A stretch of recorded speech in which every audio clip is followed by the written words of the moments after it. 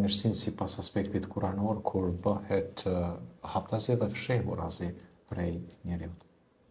Po, absolutisht, në lidhje me këtë kemi një argument mjaft të fuqishëm nga Kurani famlar, Surja Bekara, ajeti 274 më radh. Bismillahirrahmanirrahim, alladhina yunfikuna amwalahum bil-layli wan-nahari sirran wa alaniyatan falahum ajruhum 'inda rabbihim wala khawfun 'alayhim wala hum yahzanun. Që i bjen në gjuhën tonë shqipe, ata që japin pasurinë e tyre natën dhe ditën, fshehurazi dhe haptazi, do të kenë shpërblim të Zotit i tyre, për ta nuk ka frikë dhe as pikëllim. Do thonë, ata le të rrinë shlirë, pra që japin pasurinë e tyre ditën dhe natën, japin pra për të mirave që Zoti ju ka dhënë, që shoqëria jonë, rrethi, ambienti, të mos ketë probleme në shoqëri. Sepse zakonisht gjitha problemet që ndodhin në shoqëritë tona, ndodhin edhe një ndër shkaqet që ndodhin problemet në shoqëri është edhe shkaku i papunësisë, shkaku i varfërisë, shkaku do të thotë që nuk ka mirëqenie, sepse nëse rritet mirëqenia në shoqëri dhe njerëzit kanë ka dhe stabilitet, siç është rasti në kohën e Umerit.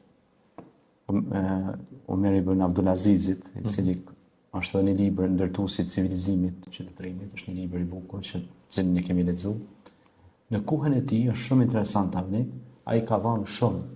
Edhe në kohën e tij ka qenë edhe Beitul Mal, është shtëpia e mollrave, ku njerëzit që kanë pas bollek e kanë çuar te pricën, edhe kanë dhënë zakatin, sadakajat, gjërat. Edhe kur janë të bua ato mjete, kur është marrë vesh që një familje ka të smut në shtëpi, ose ka njerëz të handikepuar, ose ka njerëz nevojë, pra çka kanë bërë, kanë dhënë një pjesë të buxhetit edhe i kanë ndihmuar. Ose ka pas ndonjë familje që ka jetuar në kushte të vështira, pa shtëpi, pa banesë, pa kulm mbi kokë, ja kanë siguruar kulmin. Shumë. Dhe u rrit mirëqenia në maksimum, sa s'ka pas as vjedhje, as vrasje, as probleme, sepse krejt problemet që ndodhin në shoqëri është shkaku i korrupsionit, shkaku i do të thotë kur dikush ka pasuri ekstrem dhe dikush nuk ka bukën e bujës, pra ndodhin ato disbalancat pastaj. Dhe është shumë e rëndësishme avni që drejtësia drejtësia është do të thotë në bamirësi është shumë e rëndësishme edhe në shoqëritë tona, në përgjithësi po flas. Sepse nëse ne ecim me drejtësinë e Kuranit, japim për të mirave që na i ka dhënë Zoti, atëherë dhe Zoti do të na i shton ato. Gjithmonë pasuria dhe bereqeti shtohet kur ne japim. Hasan al-Basriu, një alim i madh, një evria i dashur i Zotit, ka thënë që sadakaja, se bamirësia, dhurata kur e jep, dora parë është dora e Allahit. Pra te ke lënë dorë të Zotit. Kështu që ti mos u brengos dhe mos u pikëllo për asgjë, sepse nëse ti jep, Allahu do të jep ty. Në shoqëri, më ka lënë përshtypje edhe në shoqëritë perëndimore, në Gjermani kur kam qenë, ose në Zvicër, ose në vende ndryshme, atje ata kanë shprehit dhënien e dhuratave. Sepse përmes dhënies dhuratave ata i afrojnë njerëzit edhe afrojnë buzëqeshjet edhe ndërtohet një komunitet i vlerave shoqërore. Pastaj bamirësia ka vlera shumë lloje. Është e dy formave.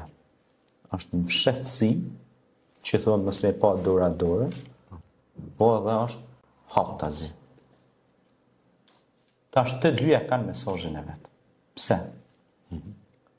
Nëse jep sheftaz, është ka çevesh Zoti.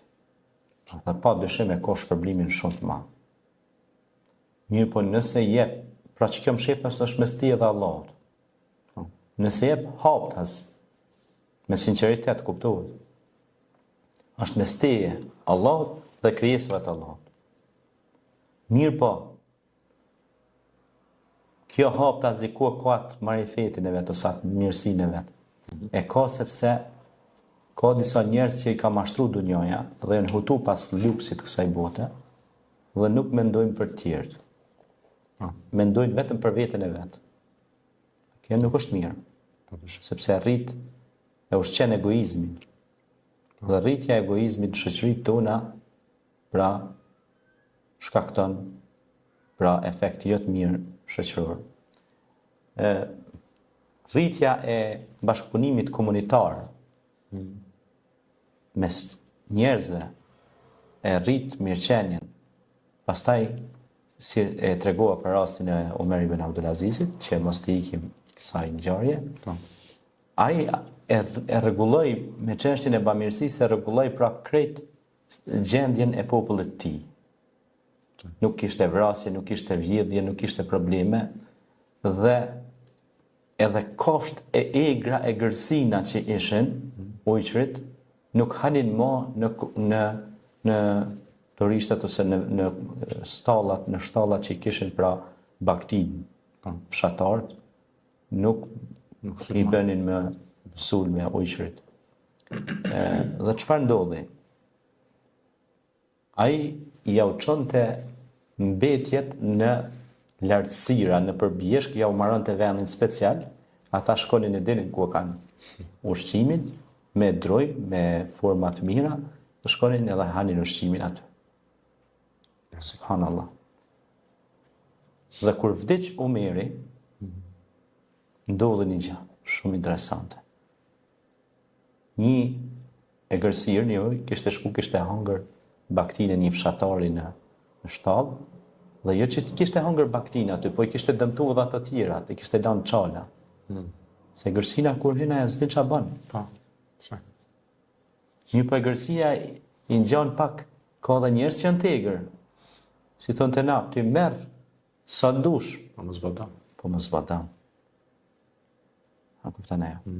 Në kohët e arta, kur njerëzit kanë pas besim, kur i kanë mjell pemt, i kanë lënë direkt që me dalë edhe jashtë edhe i kanë lënë me qëllim, ose i kanë mjell mbjedhje publike, është quajta, ja domethënë buzë rrugës, që kur ka kalu një mosafir, një kalimtar i rastit, ka shkëput një kokër boll aty, ose një dardhë, ose një frut, edhe ka ushqyer shpirtin e vet. Se ka qenë udhëtar, ndoshta i ka marrë ushqimi edhe ka pasur si ushqim atë për atë. Pra, janë mbjedhje publike, hajrati, thoshin populli. Atë kështu për njerëzit, për të gjithë, në shërbim të gjithëve komunitetit. A ka këtu të një gjërat në ngjashme në kryeqytetin tonë, hajrat? Mund me ardhë njerëz smurë që me shfrytzu hapësirën për shembull. Mund me ardhë njerëz që s'kan mundësi për ushqim, kanë mbetë pa ushqim, kanë qenë mensat, ku kanë shku njerëz, kanë hangur ushqim. Qytetarë të ndryshëm kanë dhënë kontributin, kanë bërë me zemër për njerëz nevojë, dhe ai ka shku, ka hangur ushqim dhe ka vazhdu. Po normal, ata që kanë shërbyer aty, gjalltore janë pagu nga fondi i bamirësisë. Dhe mirëmbajtja, dhe gjithçka, po dhe ushqimi, pra. Më thonë, nuk i është një hak as aty njerëzve që janë bërë kurban i qasaj pune.